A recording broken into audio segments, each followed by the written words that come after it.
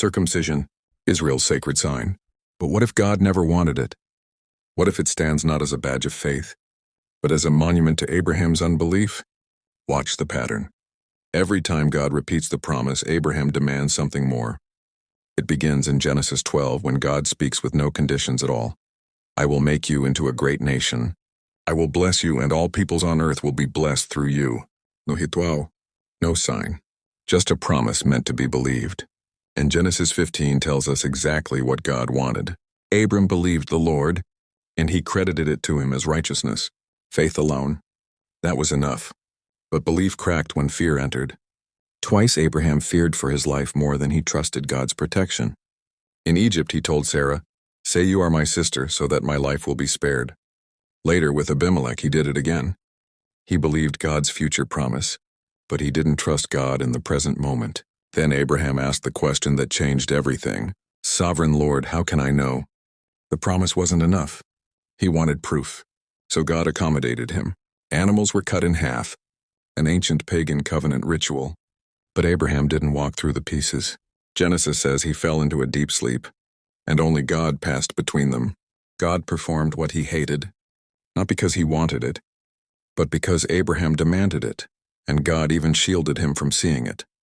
The demands didn't stop there. When the promise still hadn't appeared physically, Abraham escalated.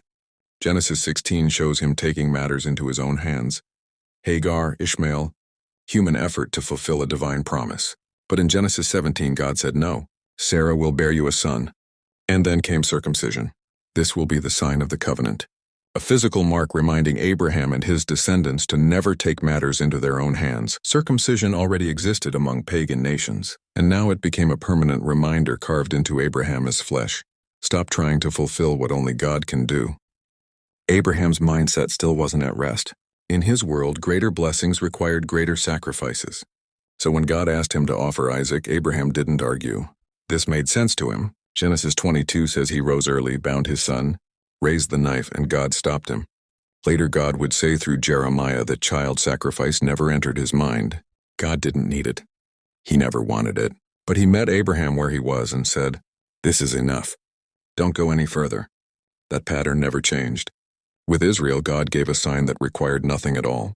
Ezekiel says, "I gave them my Sabbaths as a sign. Rest, do nothing, trust me." But Israel demanded laws, rituals, idols, sacrifices, and a king like the nations. And God admits what happened next.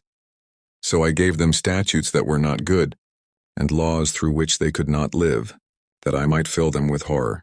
Then Jesus came, expecting nothing, asking for nothing. "By grace you have been saved, not by works. My kingdom is not of this world." But they wanted a physical king, a conquering Messiah. So they cried, "We have no king but Caesar," and they killed him. God always gives people over to what they demand. Romans says it again and again. God gave them over. So in the end, he will give them the king they have always wanted. A physical ruler who sits in the temple, performs signs, conquers nations, and demands a mark. Just like circumcision, a physical sign of covenant. But this time it leads to horror beyond imagination. Zechariah says 2/3 will perish, 1/3 refined. Only through devastation will the remnant finally stop demanding proof and start believing. 3 covenants. 3 times God said the same thing. Abraham, just believe. Israel, just rest. Us, just believe in Christ. Each time humanity demanded something physical. Each time God accommodated. Each time it ended in blood. God never wanted the works. He tolerated them. Every time we demand physical proof, we pull God into what he hates. And eventually, we choke on what we demanded. Do nothing. Just believe. Like and subscribe. Comment below. What should we talk about next?